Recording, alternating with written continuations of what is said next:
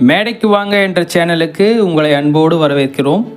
கலைத்திருவிழா 2026க்கான தொடர் வரிசை கொண்ட வீடியோக்கள் நம்ம சேனலில் பதிவேற்றம் செய்துக்கிட்டே வரோம்.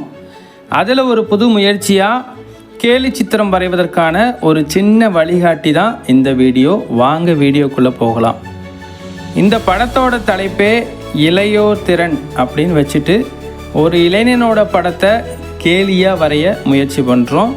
அவரோட மூளை முழுக்க தேவையற்ற கற்பனைகள், தேவையற்ற செயல்கள் நிரம்பி இருக்கிறதால திறமை அவருக்கு இருந்தும் பயனற்றதாக இருக்குங்கிற ஒரு விஷயத்தை நம்ம வரைகிறோம்.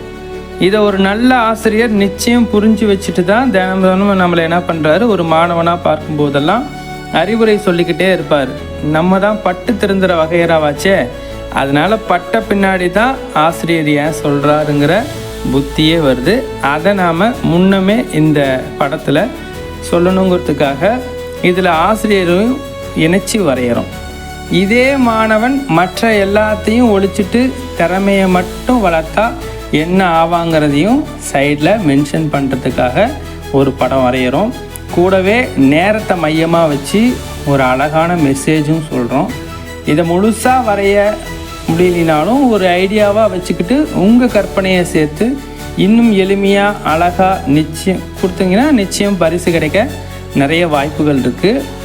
இப்போ 2-in-1 இதோடவே இந்த வீடியோ தொடர்ச்சியாக நம்ம இதுலேயே ஓவிய போட்டிக்கு தயாராகிற மாணவருக்கு இதே படத்தை கலரில் தர மாதிரி நம்ம தரோம்.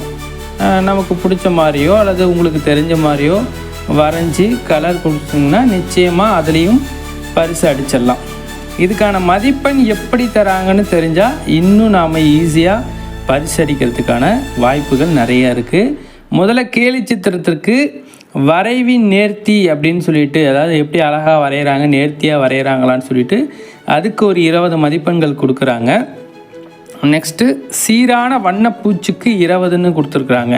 சீரான வண்ணப்பூச்சினா கலரிங் கரெக்டாக பண்ணணும். சும்மா நம்ம அரைக்குறையாவோ அல்லது வெள்ளை வெள்ளையாக தெரிகிற மாதிரியோ அந்த மாதிரி இல்லாமல் சீரான வண்ணப்பூச்சி அழகாக இருக்கும். அது உங்களுக்கு கண்டிப்பாக கொடுத்துருவீங்க. ஸோ அதுக்கு ஒரு 20 மதிப்பெண்.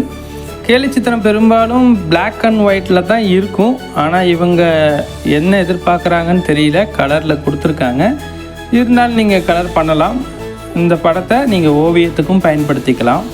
3வதாக சுற்றுக்கோட்டுக்கு உள்ளேயே தீட்டினா 20 மார்க்கு. அப்போது ஒரு இம்மி அளவு கூட இந்த படத்தை விட்டு வெளியில் வராமல் நீங்கள் பார்த்துக்குங்க. கொஞ்சோண்டு கூட கலர் வெளியில் வந்துடக்கூடாது. ஃபஸ்ட்டு படத்தை வரைஞ்சிட்டு அழகாக அதுக்குள்ளேயே கலர் அடிக்கணும். அடுத்ததாக பொருள் சார்ந்த வண்ணம் 20 மார்க்குன்னு சொல்லி கொடுத்துருக்காங்க. இப்போ கத்திரிக்காய் நீல கலருக்கு சிவப்பு பூசணம் எப்படி நல்லா இருக்காதோ அது மாதிரி அதுக்கு உண்டான கலரை அடிச்சுக்கணும் அப்படின்னு சொல்லி சொல்கிறாங்க. நெக்ஸ்ட்டு ஒளியும் நிழலும் அப்படின்னு சொல்லிட்டு 20 மார்க்கு கொடுத்துருக்காங்க.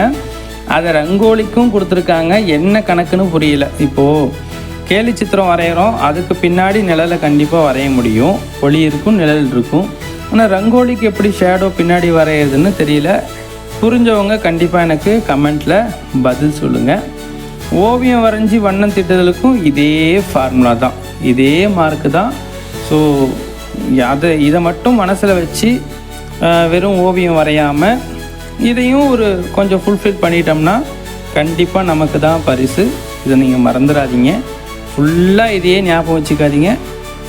இதையே மட்டும் மறந்துடவும் கூடாது. 100 மார்க் எப்படி இருக்கிறதுன்னு கொஞ்சம் முயற்சி பண்ணுங்கள். இந்த வீடியோ உங்களுக்கு பயனுள்ளதாக இருக்கணும்னு நம்புகிறேன். மீண்டும் இதே போல் இன்னொரு வீடியோவில் சந்திப்போம். எல்லாருக்கும் ஆல் த பெஸ்ட். நன்றி, வணக்கம்.